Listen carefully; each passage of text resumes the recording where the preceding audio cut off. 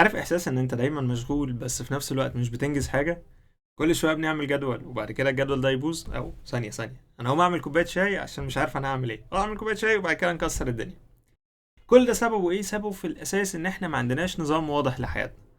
ممكن يكون عندنا هدف لكن مش عارفين نوصل لهدفنا ده ازاي. ايه الاخبار؟ انا دكتور كيرلس جمال، وفي القناه هنا بنشارك مع بعض كل حاجه ليها علاقه بالتغذيه، بالانتاجيه وبالمهارات، لان دول الثلاث ركائز او دول الثلاث جوانب اللي هيخلونا يكون عندنا حياه افضل بكتير وانتاجيه اعلى بكتير. والكورنر ستون او الركيزه الاساسيه كمان للثلاث حاجات دول هم ان يكون عندنا سيستم واضح. لان لو هنتكلم عن الاهداف فالهدف هو النتيجه اللي انا عاوز اوصلها في الاخر، بس السيستم هو العادات اللي هتخليني اوصل للهدف ده واعديه كمان. بمعنى ممكن يكون هدفنا ان احنا نخس مثلا 10 كيلو، ده هدف، ولكن السيستم النظام هو مجموعة العادات اللي هتوصلني للهدف ده. زي مثلا ان انا هتمرن 3 مرات في الاسبوع، وكل يوم الصبح في الفطار هيكون عندي جزء بروتين، والغدا هيكون فيه جزء معين بروتين بالشكل الفلاني، بحيث ان في الاخر مع الوقت انا مش بس هخس 10 كيلو، لا ده انا هوصل للجسم المثالي وهفضل محافظ عليه. فالسيستم بيوصلني لما هو ابعد كمان من الهدف. علشان كده مهم جدا جدا ان احنا يكون عندنا سيستم، انه يكون عندنا نظام مش بس هدف. وجيمس كلير الكاتب المعروف جدا في كتابه العادات الذرية كان بيقول: أنت لا ترتفع لمستوى أهدافك، بل تسقط لمستوى أنظمتك.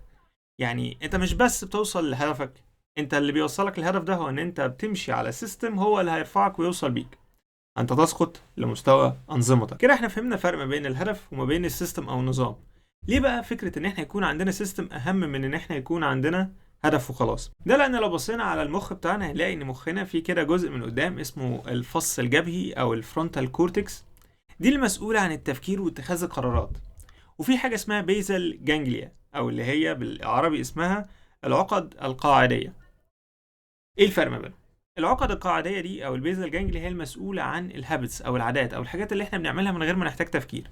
يعني مثلا السواقة، تعالى كده جرب اقعد جنب حد بيعرف يسوق، هتلاقي ان هو بيتكلم معاك ومركز في الحوار اللي انتوا بتتكلموا فيه، لان الحوار ده هو بيديره بالفرونتال كورتكس دي او اللي هي الفص الجبهي. وفي نفس الوقت ده بيكون مركز جدا في السواقه وايده شغاله على الفتيس ان هو ينقل النقلات، او لما صوت الموتور يعلى، ورجله على الدبرياج، وكل حاجه شغاله اوتوماتيك كانه هو يعني الموضوع ده اوتو بايلوت شغال كده تلقائي، في حين ان جسمه هو اللي بيمشيه. طب ازاي؟ لان السواقه هنا بقت حاجه هو متعود عليها قوي لدرجه ان اللي بقى بيشغلها له او اللي بيعملها في جسمه البيزال جانجليا مش الفرونتال كورتكس.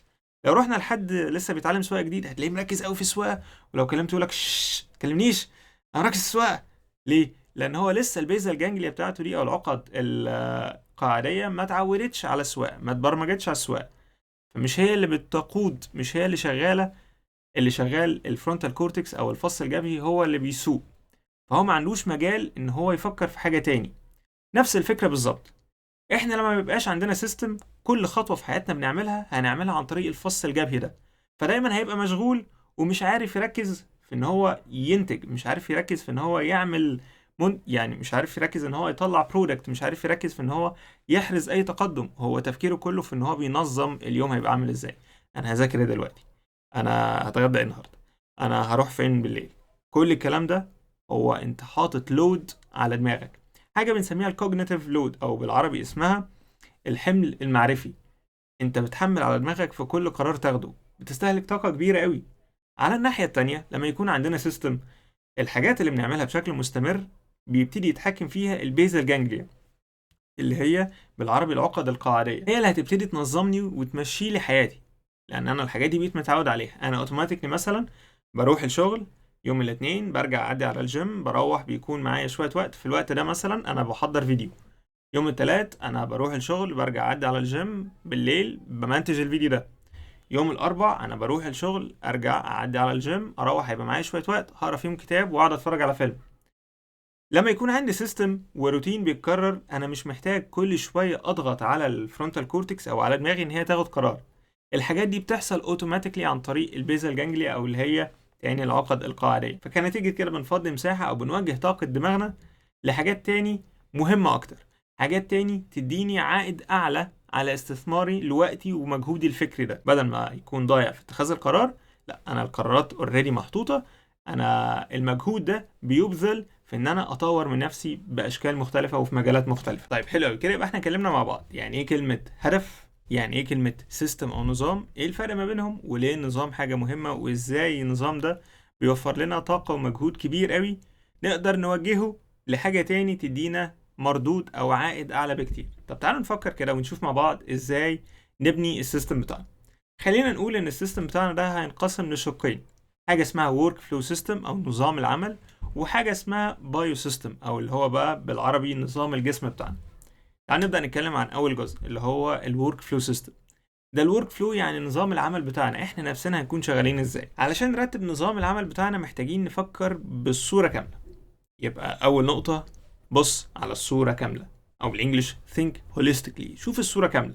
في عوامل كتير بتأثر عليك مش حاجة واحدة. بمعنى ان احنا لو الهدف بتاعنا مثلا ان احنا نحضر الام بي اي اللي هي ماجستير إدارة الأعمال، فده الهدف. احنا دلوقتي عايزين نحط سيستم يوصلنا للهدف ده، واحنا بنحط السيستم بص على الصورة كاملة، لان في الحقيقة في عوامل كتير قوي هتأثر على السيستم ده علشان نوصل للهدف بتاعنا.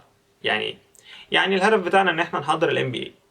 السيستم هو مش بس ان انا هذاكر مثلا كل يوم ساعتين، السيستم ده فيه عوامل كتير تانية هتأثر عليه، زي مثلا ان انت لما بترجع من الشغل تبقى تعبان، فكفاءة المذاكرة مش زي مثلا لما تقعد تذاكر يوم السبت وانت اجازة. فالموضوع فيه عوامل تاني. عوامل دي بقى تشمل زي ما لسه قايلين الشغل، تشمل ان انت حياتك الاجتماعية، انت راجل عاوز تخرج وعاوز تحافظ على اجتماعياتك واصدقائك، علاقتك الاسرية بيتك، محتاج كمان تنظم فلوسك لان انت مثلا الام بي اي دي بتحتاج منك فلوس. ففي عوامل كتير هتأثر عليك. دي اول حاجة، بص على الصورة كاملة. تاني حاجة، ابني سيستم ريبيتابل. يعني ايه ريبيتابل؟ يعني قابل ان هو يتعاد. يعني ايه؟ يعني مثلا ما تعملش حاجة تشتغل مرة ومرتين لا، لان انت مش عارف تنتظم عليها. احنا لسه قايلين عايزين ننتظم على حاجة معينة، نحط نظام نمشي عليه لدرجة ان هو يكون بلتن جوانا، كأنه حاجة مغروسة جوانا بتشتغل اوتوماتيكلي عن طريق البيزل جانجليا، مش عايزين نقعد نفكر فيها. فقاعدة مهمة او جزء مهم هو ان السيستم اللي احنا هنبنيه ده يكون ريبيتابل، نقدر نكرره من غير ما نحتاج نحط مجهود علشان نكرره. فاول حاجة بعد ما فكرنا في الصورة كاملة وشوفنا كل العوامل اللي هتأثر، الخطوة التانية هي ان احنا نبتدي نرتب الحاجات دي عن طريق ان احنا في الاخر نوصل لسيستم، نظام ريبيتابل قابل لان احنا نعيده تاني كذا مرة، قابل للتكرار. وتالت نقطة هي ان انت ما تستعملش الحلول السريعة. فيبقى الفكرة كاملة دلوقتي علشان نحط الورك فلو بتاعنا محتاجين نعمل 3 حاجات. اول حاجة نفكر في الصورة كاملة ونكتب كل العوامل اللي هتأثر عليها. دي تشمل مش بس الحاجة الرئيسية والأساسية زي مثلا في المثال بتاعنا تحضير الام بي اي، تحضير ماجستير إدارة الأعمال. الحاجة الأساسية هي المذاكرة، لكن في عوامل تانية هتأثر عليها. اكتب كل الكلام ده، رتب الحاجات دي ورتب أولوياتك بحيث ان انت توصل لسيستم قابل للتكرار، مش حاجة تتعمل مرة واحدة، اسمه سيستم، نظام، عشان هو قابل للتكرار. تالت حاجة، ما تلجأش للحلول السريعة.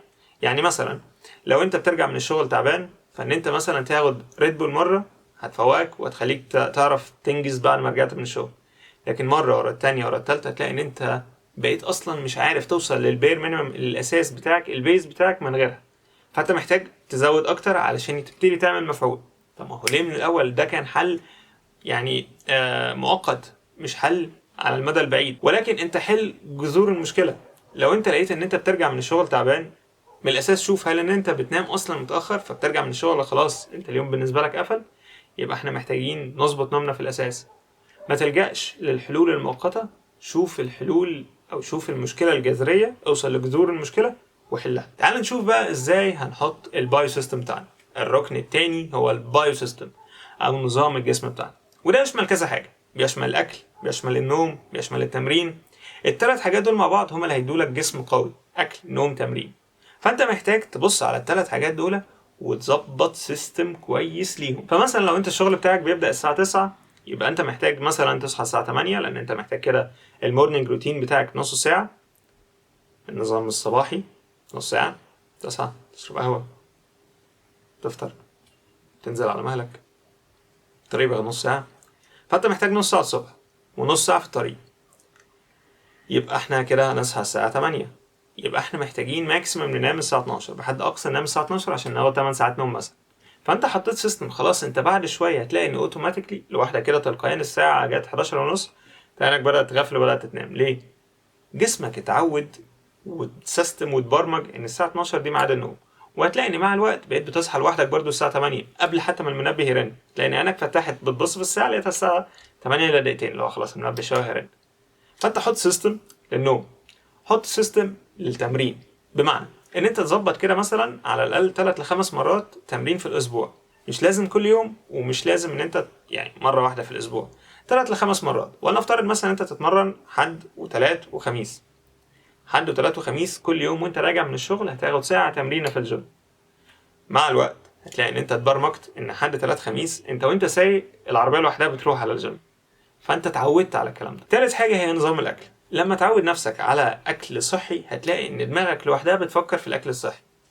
لما تبتدي تمشي بالقواعد والاساسيات اللي احنا اتكلمنا عنها بالتفصيل في الكورس بتاعنا، في كورس التغذيه اللي هيفهمك كل حاجه عن التغذيه، من اول ايه هو مكونات الاكل، اللي ازاي نستعملها علشان نوصل لاهدافنا، وازاي نحط البرنامج والنظام الغذائي لنفسنا. بمعنى ان هتتعلم الصيد، مش هتاخد سمك على الجاهز، انت اللي هتعرف ازاي تسيستم النظام الغذائي بتاعك.